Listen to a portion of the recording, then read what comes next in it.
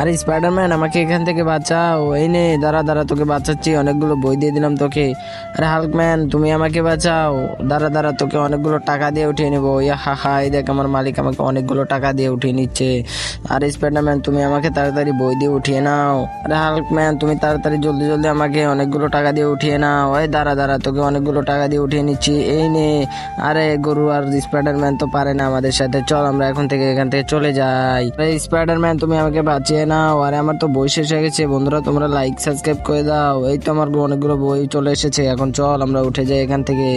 আরে আমাদের এখানে তো একটা খাল দেখা যাচ্ছে, চলো খালের উপর টাকা ফেলে আমরা ওই পারে যাওয়ার চেষ্টা করি। আরে আরে আরে আরে, আমরা তো পড়ে গেলাম।